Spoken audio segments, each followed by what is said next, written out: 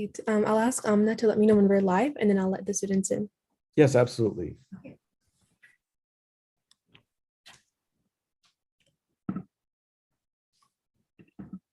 Good morning, everyone. Welcome to TeleShadowing. We're live on YouTube. Please feel free to ask questions in the chat box as we go along, and they'll be addressed.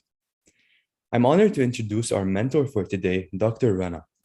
Dr. Rana is the president of the Northern Virginia Eye Institute, practicing ophthalmology in Virginia. He is a mentor to students, incredibly passionate about teaching, and we know his presentation will be a great visual learning experience, unique from our previous shadowing sessions so far. Now, I'd like to request Dr. Rana to begin today's session. Thank you. Hello, good morning, everyone.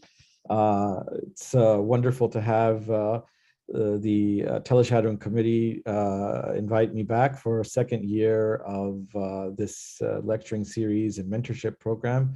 I really want to commend this entire team on this incredible project they started during the pandemic, which was extremely useful and very productive for pre-med students, medical students, and even actually residents who wanted to continue on in further training.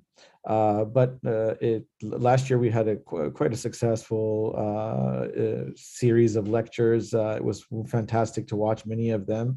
And so I'm quite honored to be back here. Thank you so much.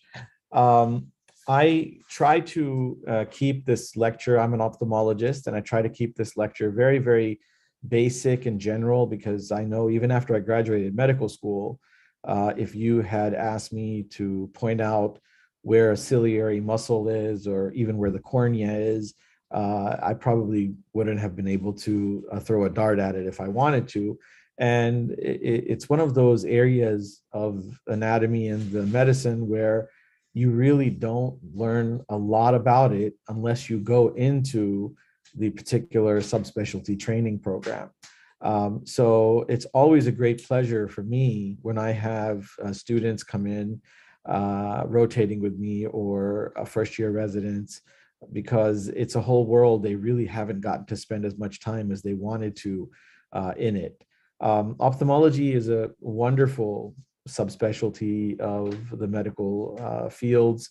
It's a field that really allows you to do a lot of primary care, actually, and at the same time do procedural medicine, which is very nice. It's also a very tech-heavy subspecialty, and so if you like technology, this is definitely one of the fields that's heavy in utilizing that resource.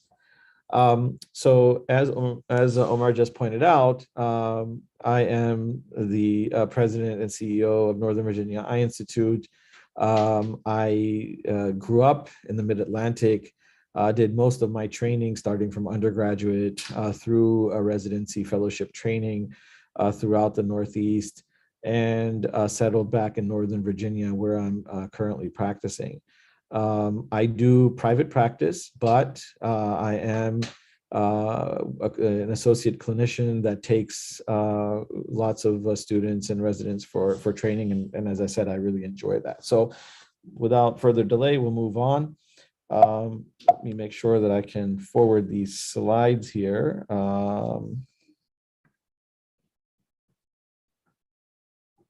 See here.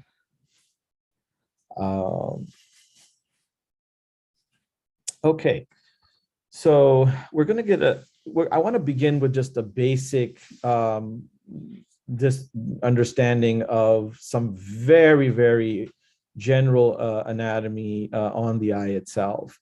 So you're looking at a picture, a cross section of an eyeball, and I'll see if my marker will work here, but this little thing here that you see, this curve going across the top here, this dome is known as the cornea of the eye, which those of you who have done anatomy will know that, or even maybe through those who are an undergrad will remember through some of the dissections what the cornea is. But the cornea is the clear window of the eye, which when you look at somebody, you look right past and you kind of focus all your attention on the iris and the pupil. And the reason you focus all your attention on the iris is because the iris is what gives the eye its beautiful color. In this case, it's kind of a greenish colored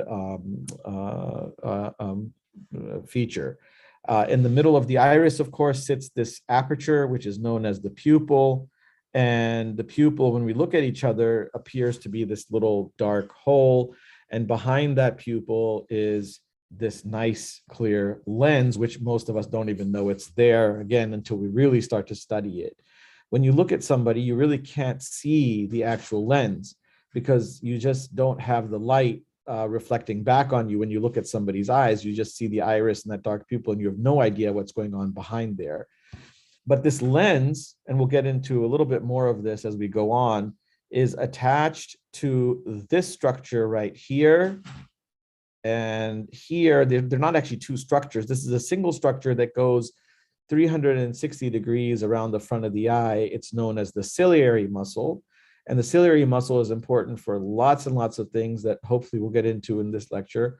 But the lens is attached to the ciliary muscle via these tiny, I'm going to mark it on this side, but if you can see it on the other side, these little fibers here, and these fibers are called zonules.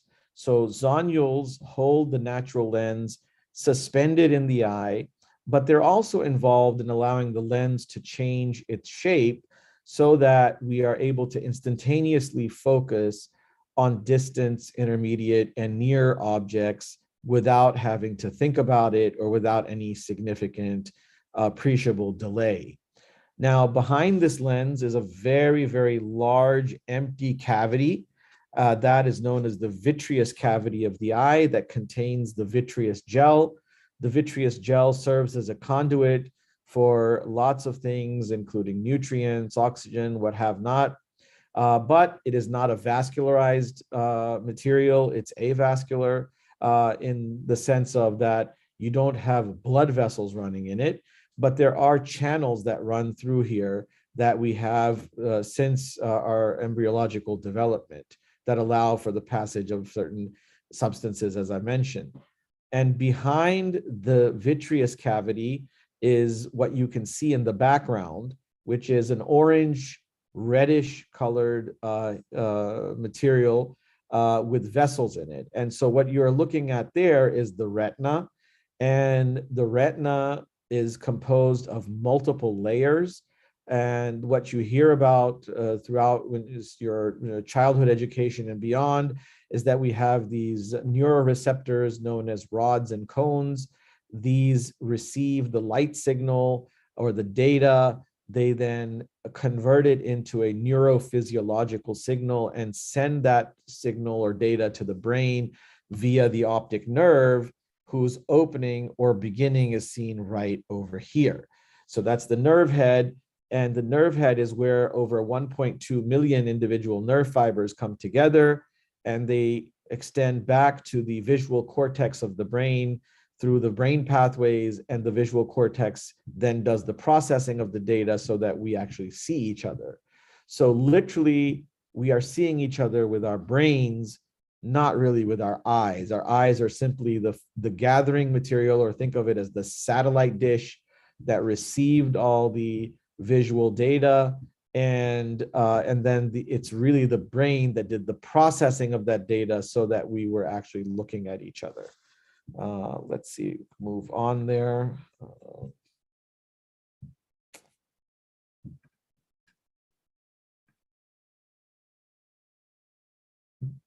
This is just a demonstration, a little bit about refraction.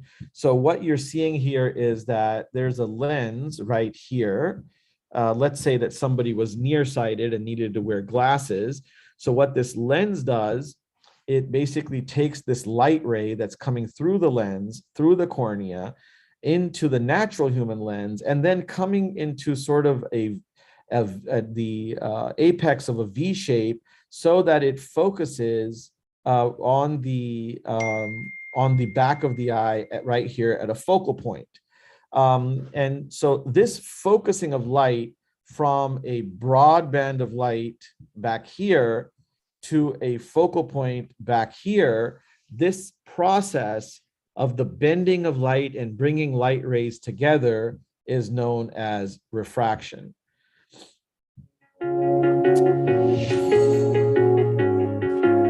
Now, moving on from just basic those basic anatomical details, and I'm keeping this extremely basic. We could get into hours and hours of lecture just talking about each of those things that I just discussed. I'm going to just talk about 3 or 4 very common general issues that we as ophthalmologists deal with on a daily basis. And one of those issues is the leading cause of preventable blindness in the entire world, and that is cataracts. So cataracts are something that, again, even as med students, even as pre-med students, a lot of people don't really know what cataracts are because they really haven't been able to study the detail of the eye to understand this. But cataracts are basically a clouding up of the natural lens that we just talked about that's inside the eye. And what happens in cataracts is that the natural lens becomes cloudy. And when it becomes cloudy, it starts to opacify so that light can't get through it. So here you saw a clear lens become a dark lens. This brownish colored lens here is mature cataract. In the developed world, we generally don't let cataracts get this bad. Though, believe it or not, even in the United States, I see this type of a cataract very commonly, so that it's not unheard of here. But what happens is when you have a brunescent cataract like this, light rays, when they pass through there and we go through that refraction process, it's not really able to bend light the way that it's supposed to, and it doesn't come to a single focus point. It doesn't come to a single focus point so that you can see the image the way that you're supposed to see it. So there ends up being a blur in the imagery. Now, moving on,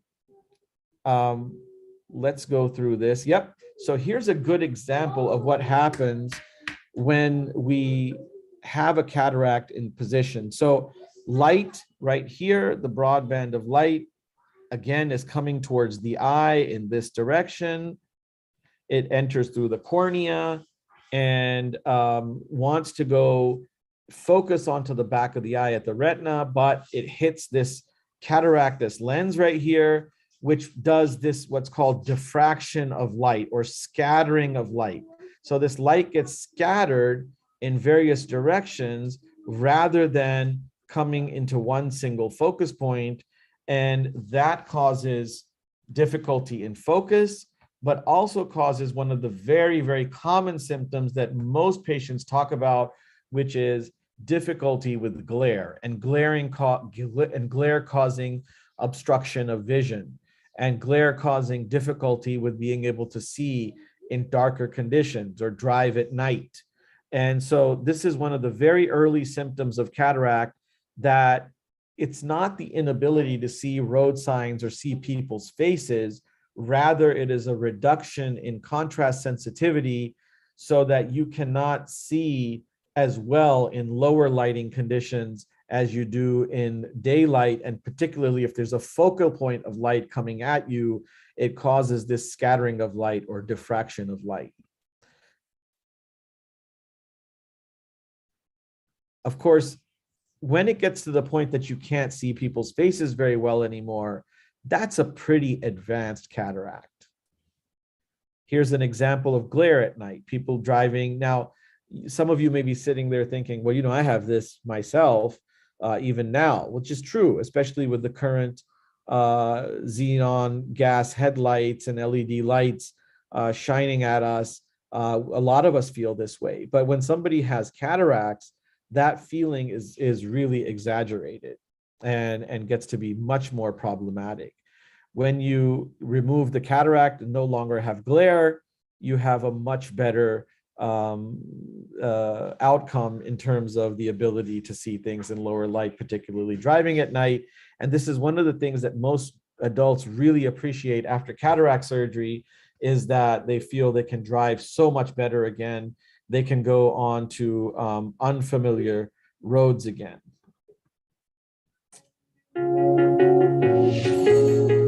So I'm going to give you a very basic, again, overview of how we treat cataracts. And one of the things that I want to jump into is basically laser cataract surgery. Now, when I was graduating medical school, I used to hear about laser cataract surgery. Everybody gets laser cataract surgery. The fact of the matter is that there really was no such thing as true laser cataract surgery. Laser cataract surgery evolved in the last decade and was not really around even 15 years ago. And but the laser that was around was a different type of laser that I may get into if we have enough time. But this particular laser cataract surgery that I want to show you now is a relatively new technology and the latest technique on how cataracts are removed. So what does laser allow us to do? Well, it allows us to remove this brunescent cataract, and it also allows us to fix certain refractive errors like astigmatism, for example, which is the most common refractive error that is fixed with this particular type of a laser. So here you have a cataractus lens sitting in the eye. This is looking at a dilated pupil. Here is the lens. And so what's going to happen before I actually show you some of these slides is the goal here is that you dilate the pupil so that the surgeon can actually see this cataract in their view. And once it's in the view, the overall goal is to make an opening in the surface of this cataract, a round opening, and remove a membrane that surrounds the natural lens, which is known as the capsule of the lens. So when you remove that capsule in this circular fashion, that's called a capsulotomy. And that capsulotomy allows an instrument to come through here and go deep into this lens. And traditionally, it used to be ultrasound only, where this ultrasound would go and basically break up this lens material all over the place, shattering it into tiny little pieces, and it would be aspirated out of the eye. Well, now what happens is that the laser makes this capsulotomy, and the laser then goes in and softens up this lens material so that it can then be aspirated out of the eye.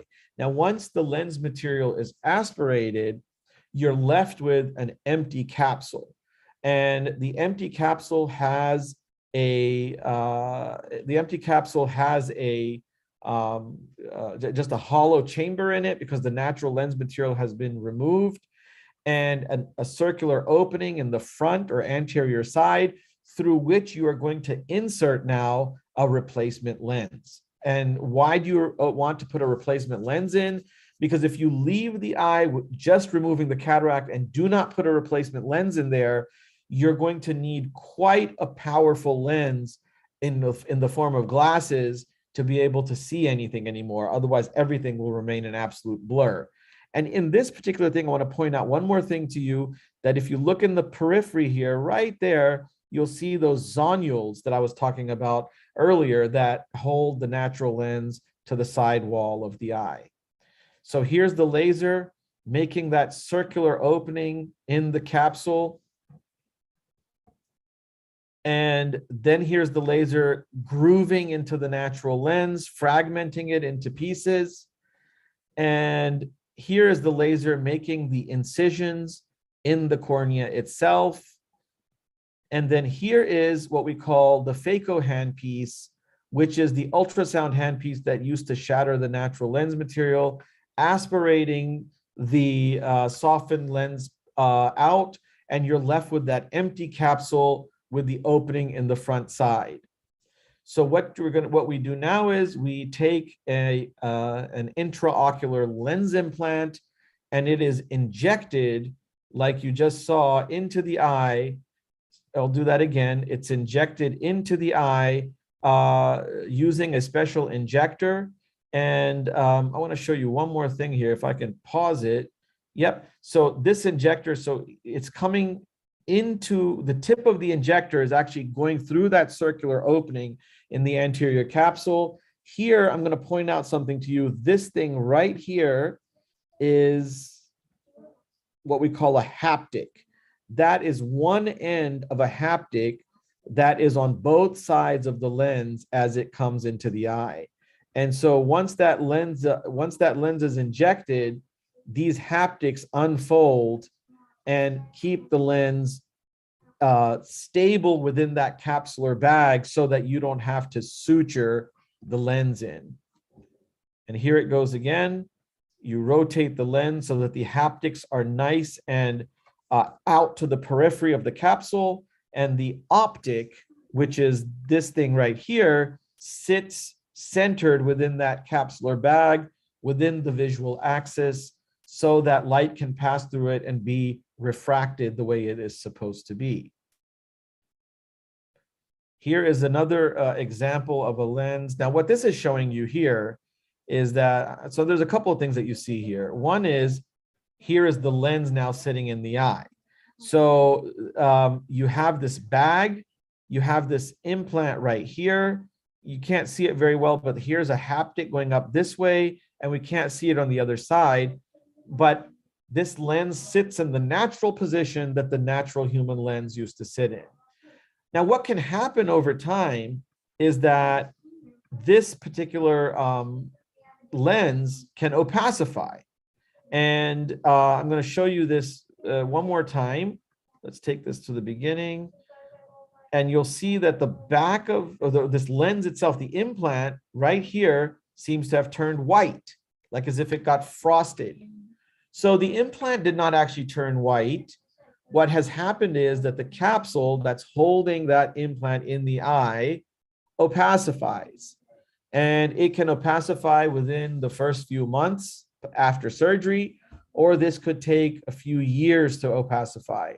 But the bottom line is, in most people, this posterior capsular opacification does occur. And when it occurs, it starts to cause obscuration of vision again, or obstruction of vision, I should say, I'm sorry, and also causes the same glare issues that the very cataract was causing. So then you treat this by firing a laser on the posterior capsule and creating a nice clear opening again on the back side, which is no longer opacified. Oh, but you're going somewhere else, but you're still staying. Yeah, I'm going to stay on my cousin. Just showing some more blurring and opacification of the lens. There's the posterior lens capsule, and here's the laser opening up the visual axis in the posterior capsule so light can get through there again and one can see well.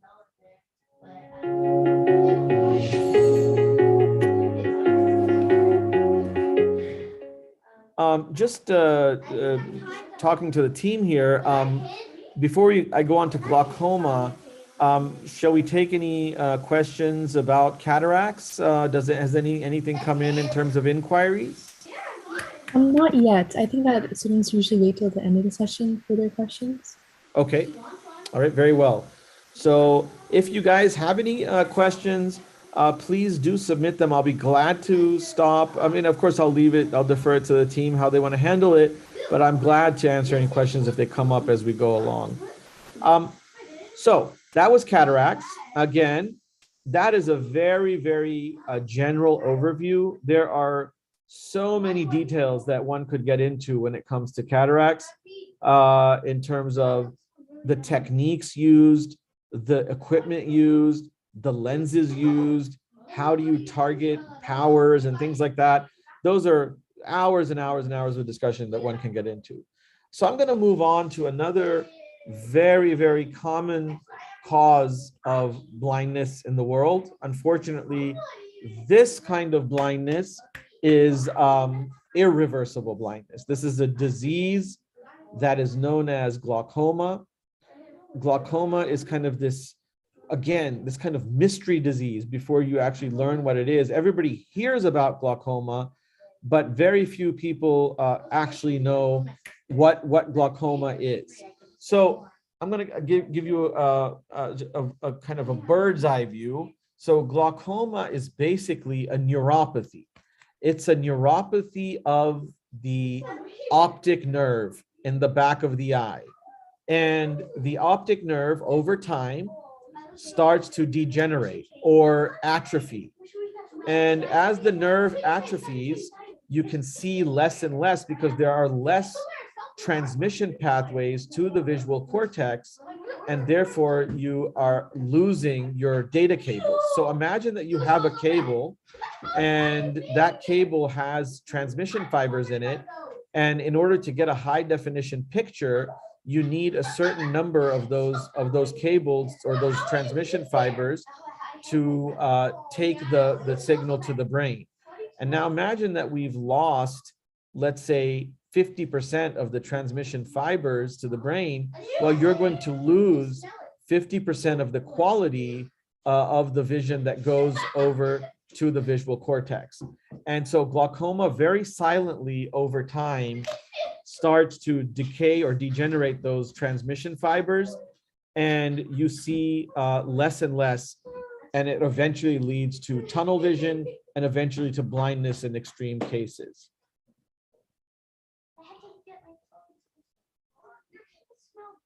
So here is the optic nerve that is going on to the brain. And you can see in this picture that I'm going to kind of highlight here these little striations within the retina. And these are this layer in the retina, which is the innermost layer, or not the innermost, it's in the innermost layers. This is called the nerve fiber layer. And this nerve fiber layer is very, very critical to supporting the individual nerve fibers that are going to come to the optic nerve head and head through this optic nerve and then back to the brain so that we can see. And it is these individual nerve fibers that glaucoma goes on to damage. Just a demonstration of data coming from the nerve fiber layers to through the optic nerve to the brain.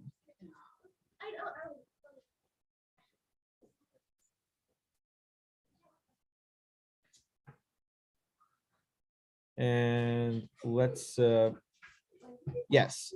So what is the most common mechanism of nerve damage in the glaucomatous disease process? Well, what happens in glaucoma is that pressure is increased inside of the eye, and that pressure increase leads to optic nerve damage. Now, how, again, just a general overview of how pressure is formed or how pressure occurs in the eye. There's a fluid called aqueous fluid, which is produced here in this body known as the ciliary muscle that I described in the very beginning. So this ciliary muscle produces aqueous, which releases in this direction, goes across the lens, through the pupil, and into the peripheral space right along here, which is known as the trabecular meshwork. In the very periphery where the iris meets the sclera, that area is known as the trabecular meshwork, and that's where the drainage occurs. So now what happens is that there's a resistance. So inflow of aqueous is occurring as fluid is being produced in the aqueous, but outflow of fluid is reduced, and therefore pressure increases, causing damage to the optic nerve in the back of the eye. Here, this is showing the ciliary muscle, and you can see that there are this inside of the area where the iris meets the sclera. So here is the iris. Sorry about that. Hold on just one second. Oh, goodness. I apologize. Sorry.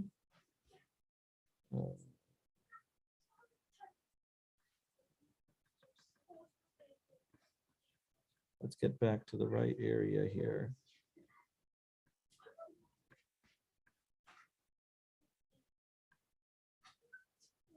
Okay, yes, this is where we were. So here is the iris, and unfortunately, let me change my color here. So here is the iris. here are these pores inside this area known as the trabecular meshwork. And it is through these pores that the fluid is going to flow out into what are known collector channels back here.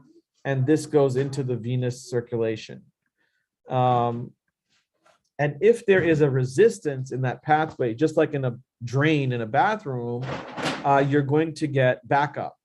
And that backup is going to create pressure problems if it's a closed circuit, because the fluid cannot go out or exit the eye. Now, this is just demonstrating an increase of pressure in the eye itself. And then this can cause all kinds of damage in the anterior anatomy. You can see what happened here is that it pushed forward. There's a change in the anterior configuration. The iris here is pushed forward. And this is causing even greater blockage of outflow of fluid. And this is known as angle closure. So that area where the trabecular meshwork is located is known as the angle. And the forward movement of the iris causes complete closure of the angle. And this, what you're looking at right here, is one of the true emergencies in ophthalmology where these angles have completely closed off. And this causes a very, very dramatic rise in fluid, in pressure inside the eye. Again, this is just demonstrating pressure in the eye causing damage to the optic nerve. Okay, now this is a beautiful picture of the various, the individual nerve fibers coming in and creating this consolidation area right here, which is known as the nerve head. And then these all go through this large optic nerve right here to the brain. Now, what happens is as pressure increases in the eye, it causes stress forces on these nerve fibers. And so with time, you're going to lose this nice nerve fiber layer here is going to get damaged and start degenerating and sinking towards the optic nerve canal. But actually, that's nothing but an empty space. So what starts happening is you start losing nerve tissue. And what you see there is, those of you who are in medical school or have studied a little bit about nerve anatomy in pre-med, is that there is a critical description on a physical exam, which is known as cupping of the optic nerve. So what happened here in this case, and I'll play that again, is that you had a normal nerve fiber layer, which then got damaged and it sunk back towards the optic canal. And so this, change this color one more time. So this here is basically a deep-seated empty space, which we call the cup. And so we often talk about something called the cup to disc ratio in the description of the optic nerve on a good neurological or physical exam, meaning that what is the ratio of this opening to the entire disc from one end to the other, the cup to disc ratio. And you can see in this particular cup, the ratio is almost 1-to-1. So it's almost a completely cupped out optic nerve. This is just looking at the same thing in a different picture. So we start off with a healthy optic nerve. It degenerates and you get this large kind of optic cup forming a deep pit. And you have basically, let me see if I can show that one more time.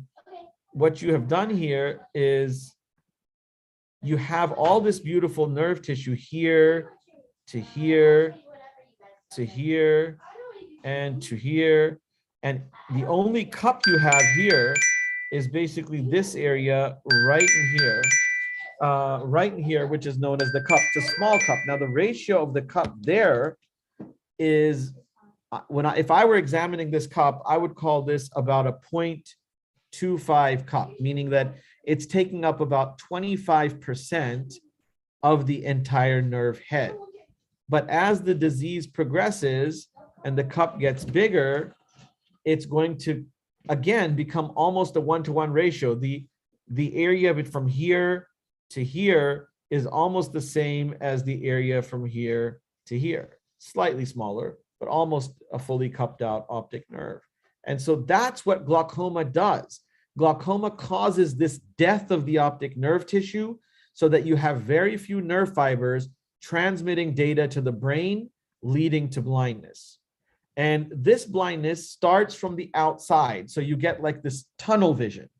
This is different from cataracts, which causes blurring straight ahead when you look at something in straight, sort of in the line of vision. In glaucoma, the central line of vision is the last thing to go. And if that goes, that individual had an extremely terrible case of glaucoma. The example that you're seeing here is that this dark vision has come in like a tunnel. You have this small aperture of vision left, what we call an island of vision, and the rest of it has been lost to the glaucomatous disease process. Again, this is just demonstrating the optic nerve head and breaking it down into what we call an OCT image.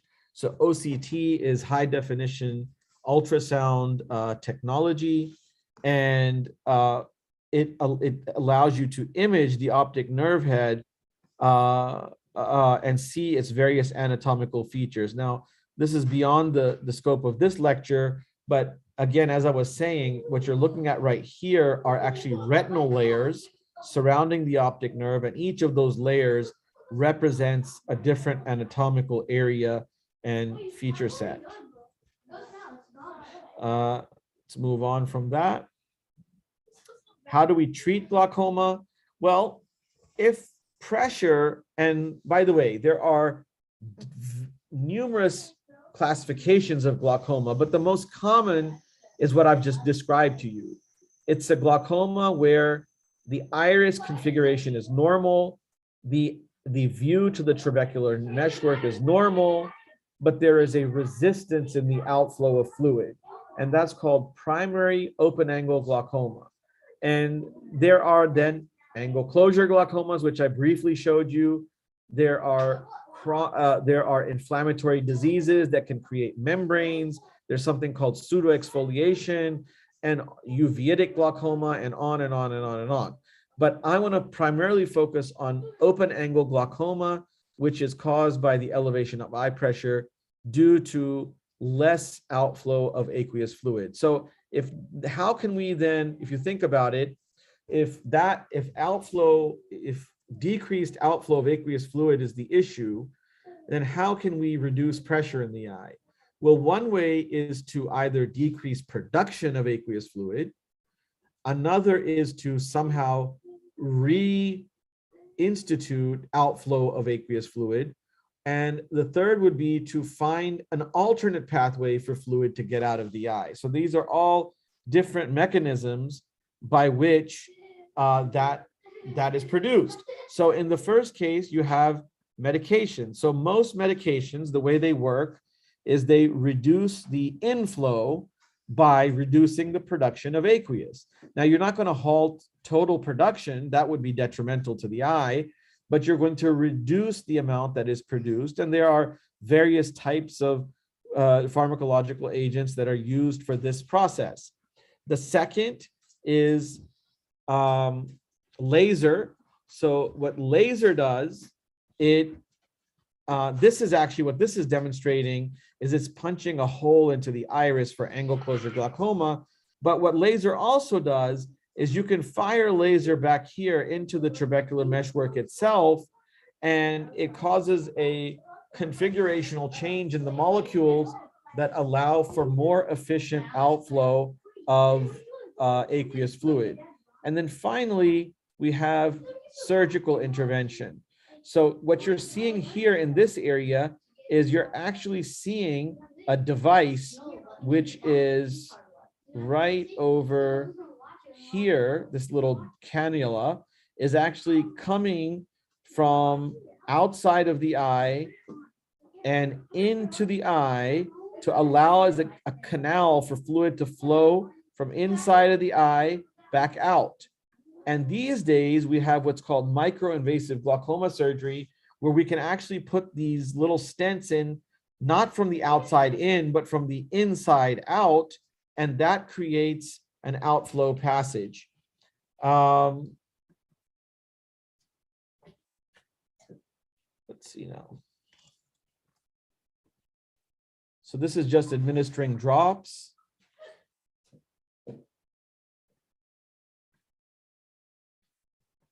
Here is the application of laser, allowing for better outflow of fluid.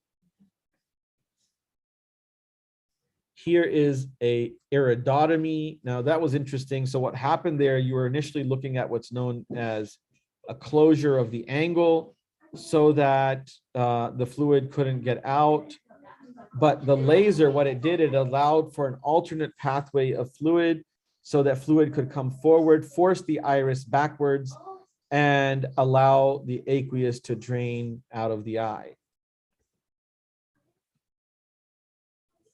This is again demonstrating the optic nerve pathway, where light is entering through the optic nerve, through the receptors, through the optic nerve, into these pathways. And as you may have heard, there is crossover of visual signal to both sides of the brain. It goes from the brain all the way to the back where the visual cortex is located. And that entire pathway is disrupted. All right. So that is glaucoma. The next common problem that I wanted to talk about very briefly is something that affects most individuals from all age categories today, and that is dry eye. So dry eye has become one of the most nuisance pathologies in society, because we spend so much time on digital media, whether it's computer screens, our telephones, tablets, what have not. And we have literally teenagers and kids now who are suffering from dry eye syndrome or tear dysfunction syndrome. When I was a kid growing up, I could never even imagine using artificial tears or re-wetting drops. These were things that I thought were reserved really for my grandparents and not for anybody else. But now we see kids suffering from symptoms of burning and stinging and dryness and foreign body sensation because they're spending so much time on the digital media and screens. So what this is demonstrating here is that there are various glands around the eye. This, for example, this gland here, and this line of glands through here. And there is also a series of glands that line up the eyelid here vertically. These are called meibomian glands. And all of these glands have a function for producing a certain constituent of tear film. So for example, the lacrimal gland here produces aqueous, or the water component of tears, that gets secreted into the tear film via these ducts that release underneath the eyelid onto the ocular surface.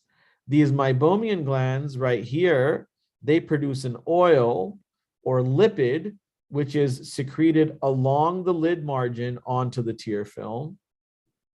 And then there are these mucus secreting glands that secrete the third constituent of tear film, which is mucus.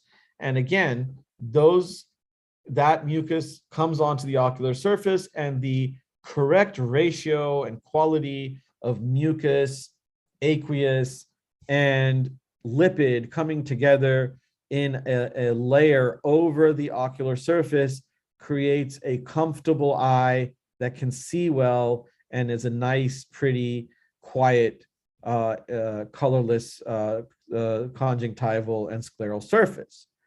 But again, as I said, in today's world, we see a lot of issue with those things. This is just demonstrating what I was just talking about, that here's the cornea here, And on the surface of the cornea, you have basically this 3-layer tear film, mucus onto the closest onto the corneal surface, then aqueous, which is sandwiched between the oil and the mucus.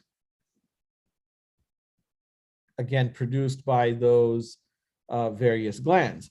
And so what this slide demonstrates is that there is over time, there is a diminished quality of these various constituents. So the mucus, aqueous, and lipid just do not have the high quality that they had before any disruption or disease process took place, and therefore they just don't function well anymore and create all kinds of problems, irritation, and uncomfortable feeling. This is demonstrating that this tear film is, even though tears are being produced, it's like coming out of a car wash. You have areas that have tear on it, and then you have parts of the ocular surface that actually have no tear covering at all. And that's a very, very bad situation. It's detrimental not only to the comfort of the eye and the appearance of the eye, it's also detrimental to the clarity of vision. Because one pearl from today is that if I were to ask you, what is the greatest refractive surface, or what is responsible for the greatest index of refraction? Where is the greatest change in the index of refraction for the eye? It's the tear film. Because when light rays travel from air into tear film, you will learn in physics that there's something called the index of refraction. And the index of refraction has the greatest change when light goes from air into tear film. And so why is that important? Why is that an important point? Because when you think of focusing of light, people will think of the cornea, people will think of the lens, people will think of so many light conditions, but actually dry eye is a critical problem in causing visual blur, because if the tear film is not present and it looks like the way it does on this particular eye, you're not going to have the transference properly of light from the air into the tear film being focused onto the back surface of the eye. Here you can see just a mean looking eye injected with dry spots on the corneal surface, inflamed, and uncomfortable with blurred vision. So it causes all kinds of problem, So how do we deal with this? It's not easy. I mean, this is one of the holy grails of ophthalmology. Whoever ultimately discovers the real cure to tear film dysfunction or dry eye syndrome is you've got to rebuild the tear film. You've got to restore a balance between the constituents. And I'm going to tell you very honestly, we have lots of things in our armamentarium, but nothing is a magic bullet. So we have artificial tears that we can place on the eye. That looks like almost like somebody threw Visine on there, which we don't like in ophthalmology, but artificial tears to moisten the eye. We can put plugs into the drainage ducts so that whatever tear you do produce is not immediately removed and stays on the eye a little longer, helping the eye to restore quality and balance. You can use light treatment, like what we call IPL, where you fire a certain wavelength of laser light onto the ocular surface where the tissue may be inflamed and not allowing for the proper production and release of tear constituents. And this helps to restore flow. But nothing is like magic, like it's showing you here in the videos. It's helpful. Each of these is one of the tools in our armamentarium, but nothing just restores everything and just makes everything all better. It's a process of using various tools to try to help. Here we're seeing what's known as lipoflow or actually not even lipoflow. This is what we call moist heat. So this heat is being applied to the lids so that those oil glands can release the lipid in a more productive and efficient and high quality fashion. There are therapeutic membranes that you can put onto the surface of the eye, like a contact lens. And one of the membranes that we use is called amniotic membrane grafts, which we can place like a contact lens onto the surface of the eye. And we use the healing features of amniotic membrane tissue to heal an ocular surface that's been damaged over time with the dysfunction of the tear film. Okay, so moving on to one of, again, common causes of preventable blindness in the world, diabetic retinopathy. Of course, found in diabetics, but you can find similar pathologies in other diseases as well. So what happens in diabetes is that there is uncontrolled blood sugar in the circulation. That blood sugar, which I don't know, Dr. Chima can tell us better, but we used to call this the mother of all diseases because it can affect every end organ in the body and creates problems. And in the eye, what it does is it creates a pathological circulation, and it damages blood vessel walls. Those blood vessel walls become leaky and start leaking blood product into the normal retina. Here we have a normal looking retina. The key features here are these healthy looking arteries and veins that are branching from and to the optic nerve head that we've already discussed. And here we have what are called arcades. So this is the temporal arcades here.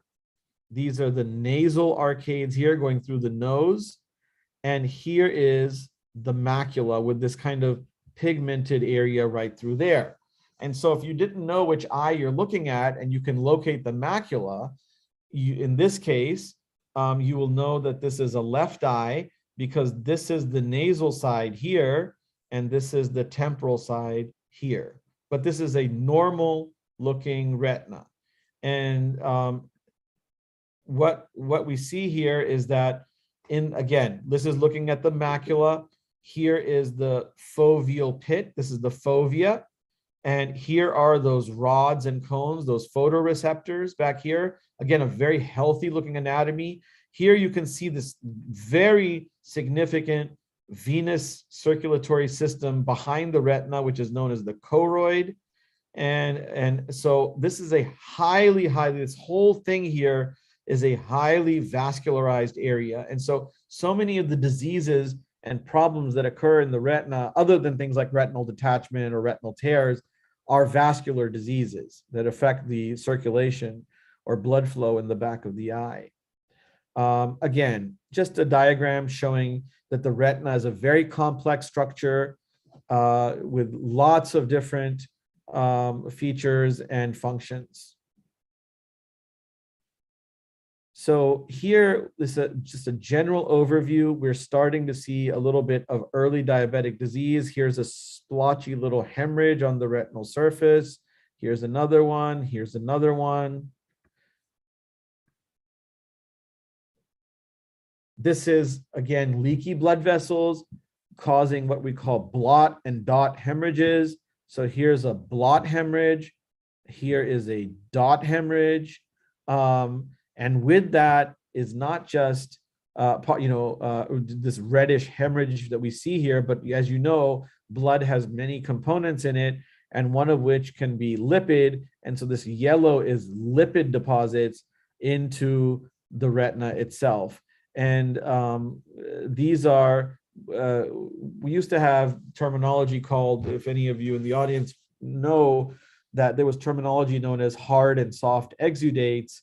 And so these lipid deposits were known as hard exudates, and ischemic areas of infarction known as cotton wool spots were almost like what we call soft exudates. Here again, it's a diabetic retinopathy, which has gotten a little worse. There are more dot and blot hemorrhages. Now, the diabetic retinopathy we saw on the previous screen was what we call non-proliferative diabetic retinopathy. What we're looking at here is what we call PDR, or proliferative diabetic retinopathy. And the reason we call it proliferative is because there are these abnormal blood vessels forming where they don't need to be. And those tiny little trees of blood vessels that are forming there are actually abnormal blood vessels that leak even more blood product. And it's a vicious cycle that starts. And why do these neovascular vessels form?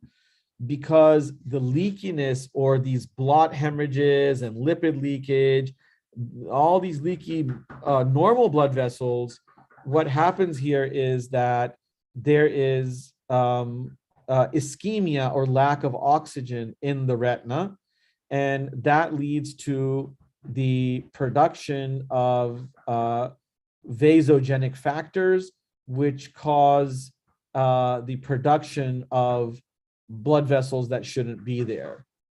And so that's called proliferative diabetic retinopathy. Here again, worsening, even more worsening diabetic retinopathy. What you see now is the production of, or the formation of, cystic spaces in the macula. And this is known as diabetic macular edema. So one of the greatest causes of vision loss, because this macula is now filled with fluid, which causes a blur in the visual system. Here you can see the macula swelling up with little pockets of fluid back here known as cysts. And so these are cystic spaces filled with fluid and causing visual demise. Again, central vision getting blurred. So diabetes is just like cataracts, is just like macular degeneration, that we have a loss of central vision. And a very unfortunate cause of vision loss, various treatment options. There is laser that is used to cauterize leaking blood vessels over here. There are injectable medications like steroids, and now we have anti-VEGF factors. So VEGF are known as vasogenic factors that I was talking about, that cause a decrease of oxygen and lead to the development of neovascular vessels.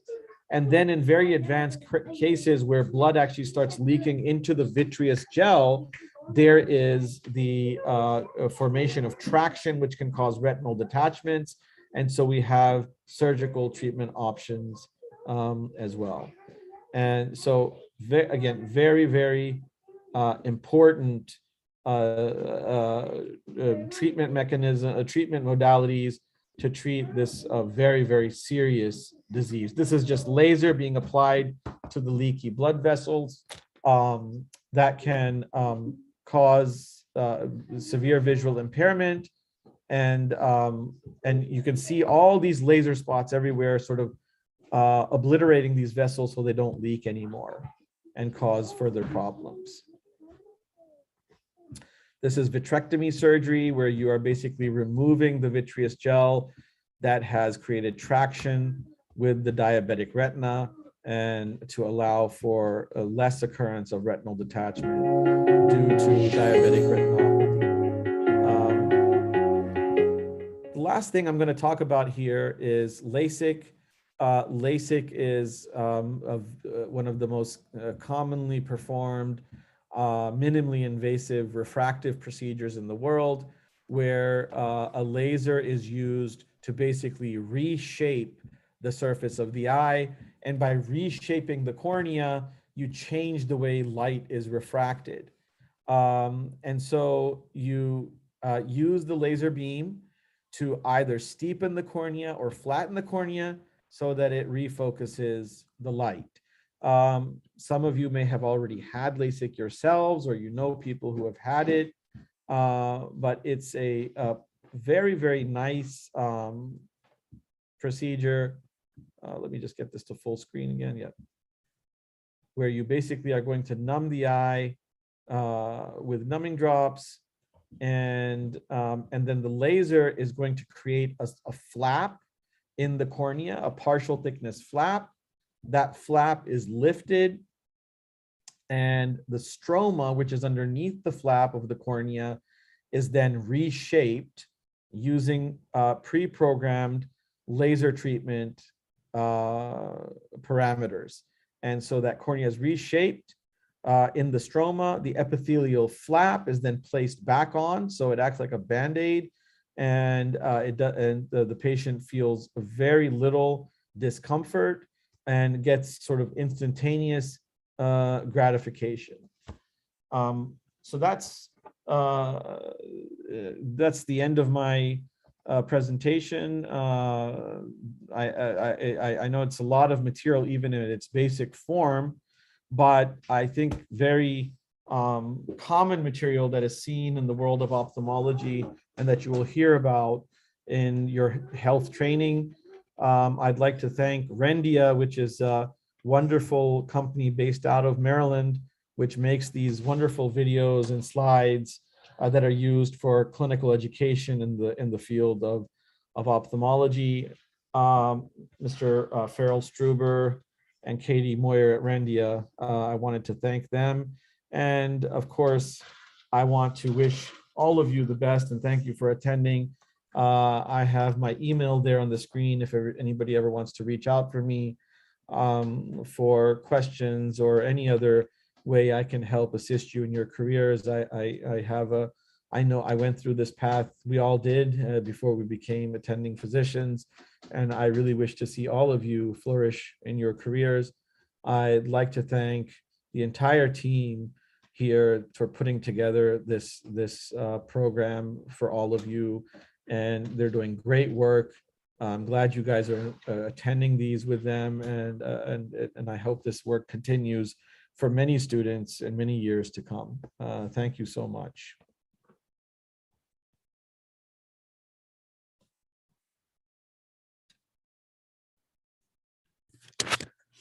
Thank you for our mentorship and teaching, Dr. Rana. We will now begin our Q&A session. My name is Hamza Ahmed. I'm a student at Seton Hill University and the Lake Erie College of Osteopathic Medicine's BSDO program, so I'll be asking the questions. So to start off, our first question is, why do you think that medical schools today don't put an emphasis on eye anatomy and ophthalmology? Can you repeat that again? Why do medical students or medical schools? Medical schools. Why do you think that medical schools today don't put an emphasis on eye anatomy and ophthalmology? Yeah, what a great question. You know, as I said, even for myself, even though I was so interested in ophthalmology, it was very disappointing that when I went to my first day of my ophthalmology residency training, I knew basically nothing about the eye.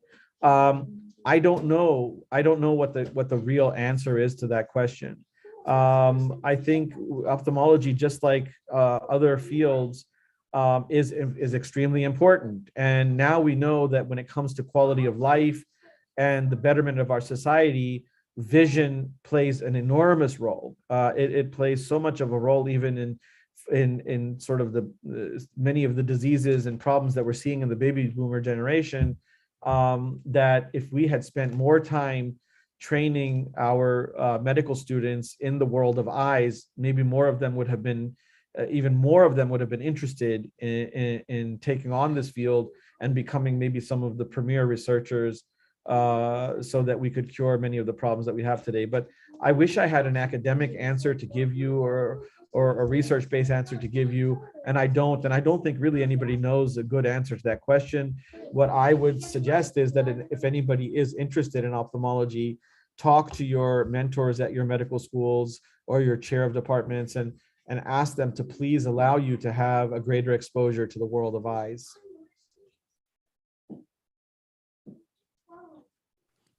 All right, thank you very much for that answer. Another question, which is asked by one of our students, can cataracts be prevented? Another very, very good question.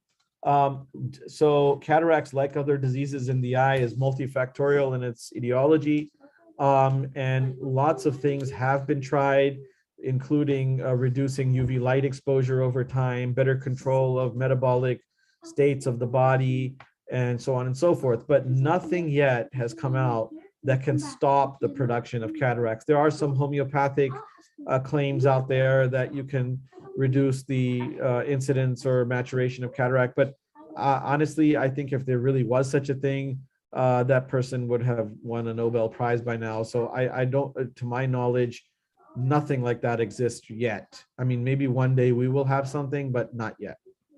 All right, thank you for that answer. Can the small glands in the eyelid become clogged and lead to infection? How do cosmetic procedures like lash extensions and tattooed makeup impact the eyes? Yes, so those pathways are very important for the ongoing health of the eyes. And when we do things like lash extension and tattooing, which honestly, I'm not going to say I have any real problem with it as long as it's done properly, just like contact lenses. I mean, if you use contact lenses, which is a great tool in treating refractive errors, but if you misuse them, you overuse them, sleep in them the way you're not supposed to, don't take care of them, don't change them, you're going to have problems. So the same thing with these tattoos and lash extensions. If they're not done properly, they're going to interfere in the normal physiology of the eye, and beyond that can create traumatic interfaces that would allow for infections to set up, which normally was not there. But I'm not, ever going to say that I'm against it, because, for example, if you look at certain East Asian societies, having the option of lid tattoos is important to some of these ladies, so they can have a viable lash line and all that. So I'm not 100% against it, but I just say it has to be done in the hands of a professional. It has to be done very carefully and taken care of. Thank you very much for that answer as well. Here's another question. What is the main cause of astigmatism, and what could you suggest, which is the best method of treatment for astigmatism? Yeah, so astigmatism, so again, multiple causes of astigmatism. There's multiple types of astigmatism, but the most common cause of astigmatism is a asymmetric curvature of the cornea.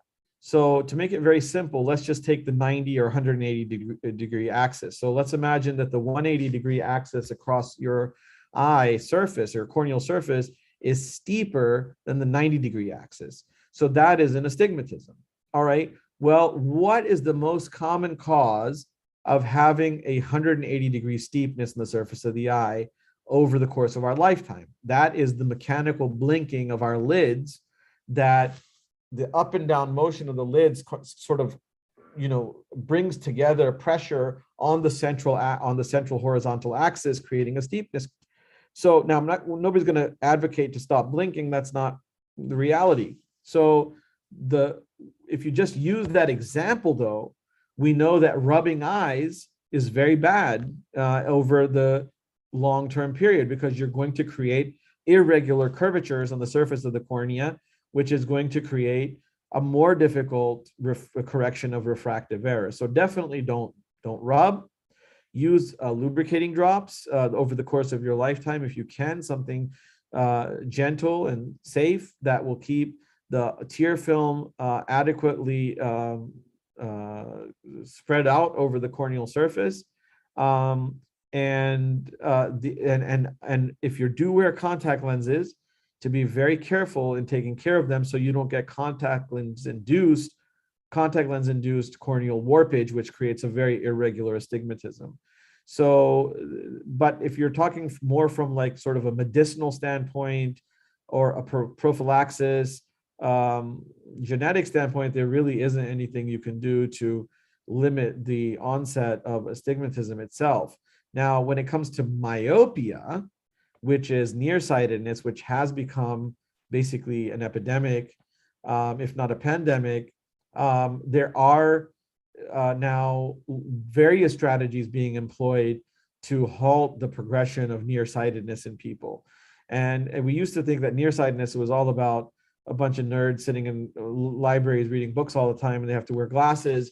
But actually now we know that it's affecting everybody. And a lot of it has to do with less and less time spent outdoors in the sun in between the ages of 0 to 5.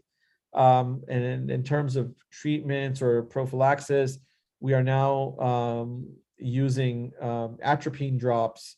Actually, low concentration atropine drops are being used in children, and it has been shown to reduce or slow down, or even in some cases halt, the progression of myopia. In fact, even in my own son, who's 9 years old, I use atropine drops in him because he became like about -1 at the age of like 6, and it was kind of rapidly progressing from -0.25 or -0.5 to -1.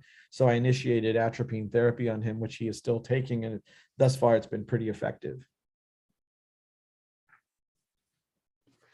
Thank you for the answer. The next question we have is, since glaucoma is known as irreversible, can tunnel vision be restored? No, that's a good question. No, it cannot. So once you get to tunnel vision stage, it cannot be restored. Not yet. I mean, I'm somebody who believes that one day we'll have a cure for every disease that mankind knows. And so when we are able to regenerate neural tissue, we will be able to find a cure for tunnel vision, because we'll be able to cure the lost nerve tissue. But right now, all we can do is prevent somebody, or try to prevent somebody from getting to that stage, by using the treatment modalities I had mentioned. All right, thank you for the answer as well. The next question is this: beyond the treatment of symptoms as you went over today, what can be done to prevent dry eye to begin with, especially in the younger generations?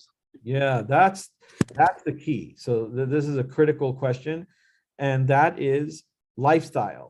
So do not spend hours and hours and hours on screens for many reasons, but vision is one of those reasons, because you will develop a dry eye syndrome at a very young age if you're not careful. So what happens? You're looking at a screen. Our natural innate response to that is to not blink as much as we should. And when you don't blink, you're getting an evaporative dry eye. And in the beginning, there are compensatory mechanisms for that evaporative dry eye, but eventually those compensatory mechanisms give up, and evaporative dry eye leads to other problems. And then you get degeneration or atrophy of the meibomian glands. And so every single feature and aspect of tears and tear production gets affected. So trying to be very careful to limiting how much time you're spending on screens. And let's say that you're a very young, you're a 20-year-old IT professional. Well, you've got to, every 30 minutes or so, learn to take a break, look away from that screen for 5 to 10 minutes, lubricate with artificial tears, and the moment you don't have to look at that screen, put it away. That's it. And that's the best advice I can give to young people today. Thank you very much for that as well. Our next question: there are some complications with the flap that's created for LASIK. How can LASIK complications be mitigated, and how does it compare to similar procedures like LASIK, SMILE, or PRK? Yeah, so LASIK flap complications, thankfully, are not that common. The first thing is to go to a competent LASIK surgeon. So you want to go to somebody who's experienced, who knows how to create the flap properly and how to put the flap back down. Now, when it comes to comparing it to other procedures like LASIK and PRK and SMILE, so the concept in LASIK was that the flap that you create was even thinner, and that you're truly trying to create what's known as only an epithelial cell flap. But in reality, it didn't take on too much popularity, because first of all, a lot of those flaps that were just epithelial flaps were not really viable. And also it wasn't really seen as tremendously great benefit to sort of want anybody to have 2 or 3 different modalities in how they create flaps. And the third thing is that we moved from using blades to create flaps to the femto laser to create flaps. And with a femto laser, you can make pretty thin flaps. And so the whole concept of LASIK didn't really grow that much in terms of favoritism. As for PRK and SMILE, well, now, those are 2 procedures that don't really need flap creation or have flap creation as part of their treatment. And in many parts of the world, those have become the favorite procedures, because there's no chance of having flap complications in the future, even if your surgeon did a great job creating the flap. I had a patient that came through the emergency room one time to me very early in my private practice career, where he was on an ATV and caught a tree branch, and the tree branch nicked his LASIK flap and actually pulled it right off. And that happened years after his initial LASIK treatment. So when you have PRK, you don't have that possibility. In fact, in the armed forces, PRK is actually a preferred procedure because of the lack of flap complications. So and SMILE, what happens in SMILE is you're going right into the cornea, and instead of reshaping the stromal surface underneath the flap, you create a lenticule that you then remove from the corneal stroma, and the cornea again settles in such a shape that the refractive error is is cured. But this SMILE requires a special type of laser. It requires more special training, and it's a popular procedure, but hasn't really yet caught on in the majority of the ophthalmology world the way LASIK has. And then there's the whole process of instant gratification with LASIK that is not as fast in PRK, for example, or even SMILE. And so that plays a big role in societies where everybody wants everything immediately and they don't have the patience to wait a couple of weeks to get the result. But all of these procedures are very good if they're done in the right hands. All right, thank you for that as well. What are your recommended best practices for protecting vision and eye health, especially given the rise in screen time? Sorry, can you repeat that first part of that question? What are your recommended best practices for protecting vision and eye health, especially given the rise in screen time? Yeah, so as I mentioned, that it's reducing screen time as much as possible. And if you can't do that, let's say due to a professional obligation or an academic obligation, you've got to learn how to take breaks. You must take mandatory breaks. My minimum is 30 minutes. I do not want anybody to stare at a screen more than 20 to 30 minutes before they've taken at least a 5 to 10 minute break. And I know that's hard to do. It can become even impractical in some cases. But if you don't do that, and you continue that lifestyle over the long term, you're going to have problems. So you've got to make a change and adjustment in lifestyle and learning to lubricate. If you are in that risk situation, you start using artificial tear lubricating agents early in life. Great, thank you. From your perspective, what is the biggest issue in ophthalmology today? The biggest issue is the onslaught of ophthalmic diseases and the lack of enough trained experts on treating those diseases. So people are living longer, especially in Western societies, but overall globally, people are living longer. And living longer, the prevalence of diseases like macular degeneration, glaucoma, cataracts is just increasing, and we just don't have enough caretakers. We don't have enough providers. And but that seems to be the case in a lot of medicine. So we need more and more folks to be interested in going into these fields and doing them. But that's not easy, given the fact that medicine now has to compete with so many other areas of life where young people can get started and having great careers and making good money, and they don't really want to sacrifice the best of years of their life and studying books and training under surgical or medical programs until they can start a really viable, productive career. Thank you for that answer. I agree that there's also been I also agree that there's been a pandemic of myopia. And here's a couple of our last questions. What inspired you to become an ophthalmology as a specialty, or choose ophthalmology as a specialty? Yeah, so I have personally two things that affected my personal life. One is that my father lost vision due to glaucoma and ischemic optic neuropathy and went blind from it. And I have an irregular astigmatism on my corneal surface, which is known as keratoconus, which probably developed due to too much eye rubbing when I was a child, and I started wearing contact lenses for myopia originally, a little bit early in life, which I wouldn't recommend that early to anybody, but this, my ophthalmologist was fine with it, and so put me in contact lenses, and that created a warpage on my corneal surface, which now I correct with a contact lens, a hard contact lens on my right eye. Now I can, with that contact lens, I have perfect vision, but if I take that off, or if I just try to put glasses on, I wouldn't be able to correct to a perfect 20/20. I have to wear that rigid gas permeable lens. So this personal effect on my life really inspired me to do this. And the other part of this was the fact that I could have continuity of care with my patients and do procedural medicine, which I really like to do, and deal with the technology. Thank you very much. And our last question is, what is the most rewarding part about ophthalmology and your career? That's easy for me to answer. It's the really satisfying effects I see of the treatments that I do. I happen to be what's called an anterior segment surgeon. I deal with the front of the eye. That's where I like to concentrate the focus of my career.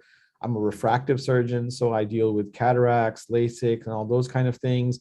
And even in the world of cataract surgery, which has become so exciting with the advent of light adjustable lenses, we now have lenses, those implants that I was showing you, that we can put into the eye, and we can literally have people test drive those lenses and come in a couple of weeks later and tell us how their vision is doing.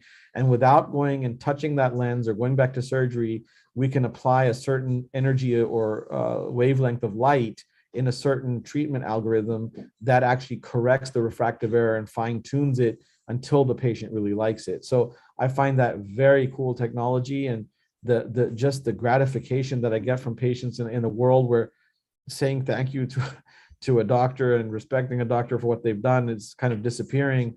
I find that in my world, I get to experience that every single day, the way that what I have done has impacted people's lives and how happy they are from it. So that's the most gratifying part of it. Thank you, Dr. Rana. These are all the questions we have for today. Thank you. Thank you very much, Dr. Rana. We really appreciate you taking the time to answer all our questions and taking the time out of your day to mentor us. I'd love everyone to please give a warm thank you to Dr. Rana in the chat box for this incredibly informative session. Thank you. Thank you so much. Now we're going to conduct our closing session with our quiz and future session dates. The link to the quiz for the session is now live. As always, you'll need a 70% or higher to pass and receive certification, and it's being sent in the chat now. And for our next session dates, which will also be posted all throughout our social media outlets, so be sure to follow us at TeleShadowing. Our next session will be next Saturday, April 23rd at 10 a.m. Eastern Standard Time with our physician mentoring us in family medicine. Thank you so much, everyone, for attending today's session, and we hope to see you in upcoming sessions as well. This concludes this week's shadowing.